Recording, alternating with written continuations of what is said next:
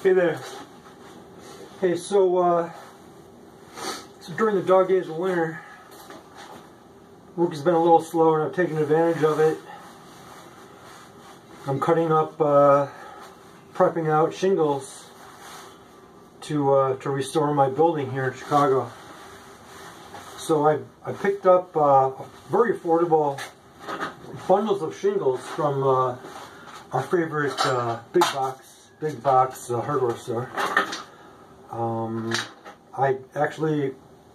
I couldn't find them in our local anywhere here in the city, and it took me. I was on a job out in the suburbs, and lo and behold, I saw this beautiful bundle of shingles, and I'm like, that's what I'm looking for, dude. And they were affordable. There's what is it? I think there's 100 of them. 100 shingles per bundle, and they're $50 per bundle.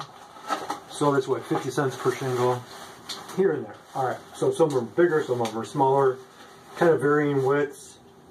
But you know, I had done my own house in Shakertown shingles, which are pretty expensive. They're like $120 a box, and I think you get,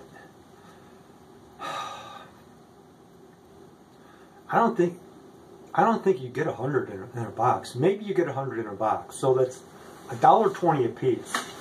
So these are 50 cents a piece. But the Shakertown shingles, they're heart cedar, squared up. You know, they don't have this rough edge. You can see that kind of a rough edge that these all have. They're not quite squared up. So I've got to square them all up and cut off that rough edge on the bottom, grade them out. Some of them are a little bit thicker, some are a little bit thinner. This one's a little bit thinner. All right, see. So I'd say 5%, not quite 5%, are unacceptably thin. And you know what? So I'm going to end up, and that's going to end up being, you know, not quite one bundle's worth. So that's what, 5%. 5% of the material is going to be unacceptably thin, and you can always do something with the shingle. You know, it's not like they're going to go bad. I'll show you what I've done so far in a minute. So you got to square them up. You know, I have a 10-inch chop box here. Now this shingle is about, you know, 9.5, 10 inches, and I don't think I'm going to put up shingles that wide anyway. The widest I'm really going to put them up is like 8.5 inches. I'm going to leave. I haven't determined the reveal yet. I think I'm going to end up with a typical reveal is 5 inches, and then I certainly wouldn't do any more than that, because if you do more of a reveal than that, the shingles are more susceptible to warping and cupping and you know, needing to be replaced. Probably, like, let's say you did a 6.5, 7-inch reveal, you're cutting the life of those shingles, I'd say, at least in half. So you're looking at, instead of like an 80, 90 year job, you're looking at, they're going to be replaced in about 35, 40 years. They'll need to be replaced in 35, 40 years. Now I'm just saying, a 90 year job, these are going to, if I do a 90 year job with a beautiful shingle, I'm priming them, I'm painting them, I'm putting them up basically finished. They may need maintenance in about 30 years. You know, someone's going to be able to stage out and maybe replace a few that have gone bad, and you know, typical painters prep and paint them out in like 30 years. You know, you have to use good paint. So okay, so let's get moving here. Okay, so I'm just going to square a couple up. So here's a couple there. So get them in your box. You don't want to do more than 2, because if you do 2, what you end up with is an exaggerated bubble. Let's say I did 5 at a time. All right. Excuse me. Let's say it's kind of cold. Let's say I did 4 at a time. Let's say I did 4 at a time. I do 4 up here. You're going to end up with an angle on those shingles. So you can only cut 2 at a time, because you don't want that angle on those shingles. So take your time, 2 at a time. You're going to be fine. You know, I've done already. It takes me about 35 minutes, 40 minutes maybe, to get through a bundle of shingles. That's and what I end up with when I'm through with the bundle of shingles, these big ones.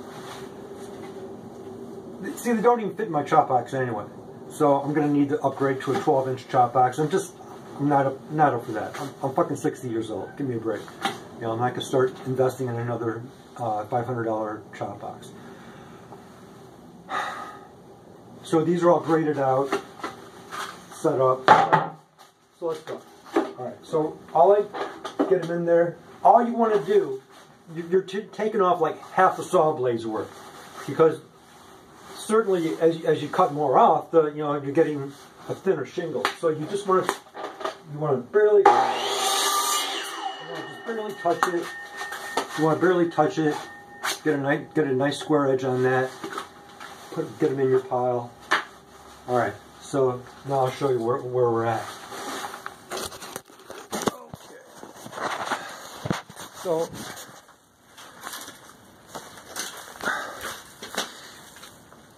So that's what I've been working on today. I did all these today. All right. You know, what is that? 500-600 shingles. And this is the last bundle. That's why I decided to do this video now. That's my last bundle. These are rejects. Now these are the bigger shingles that don't fit in the chop box. But I've got, holy crap. Now this is from 20 bundles. I've got about 500 shingles that are too big for my chop box, and I'm gonna clean these up, rip them up on my saw, up on my table saw, square them up, and sorry, is that okay? And clean them up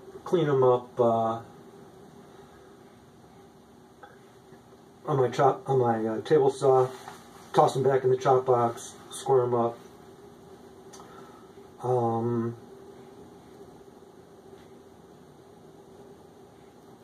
Now this is the alternative to vinyl siding. Vinyl siding, I think, is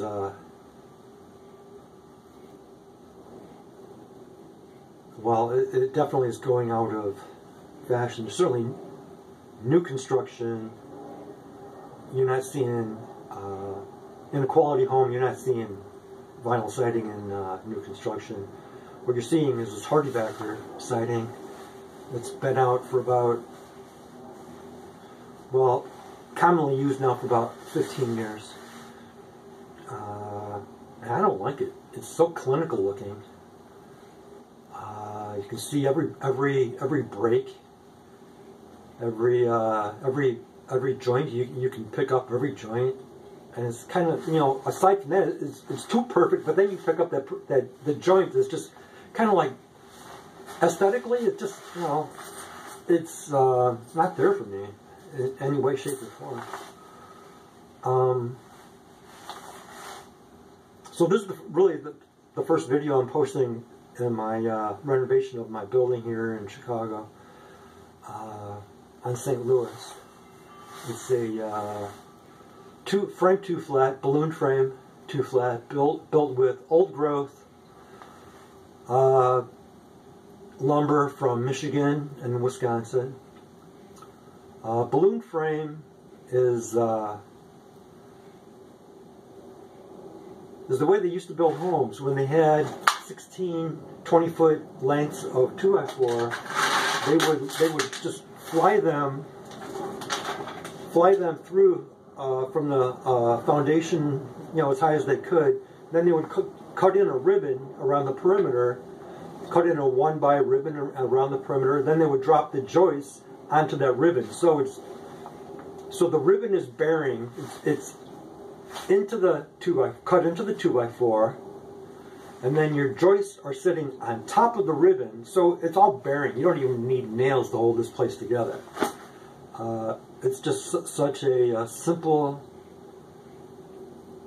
construction method and then of course now everything's platform. They do the first floor platform, then they do your stud walls, and they do the second floor platform on top of that. I guess it's better. Of course it's better. But balloon frame is it's a pretty cool way to simple way to build a home. And this way this was done back in 1915. I'm very proud to be working on this building. The more I'm working on it, the more I love this building. It's just, the scale of it is just perfect. It's got like 9.5-foot ceilings, 3-bedroom apartments, huge bedrooms, huge living room and dining room. And it's kind of a mansion. If you drop this down in northwest suburbs, this would be the biggest, finest house on the block. As opposed to these split-level ranches, it's just kind of, you can't compare. You just can't compare. So, this building's going to be here for hundreds of years, and I'm going to take care of it. And, alright, so, alright, onward. Let's go. Thank you for watching.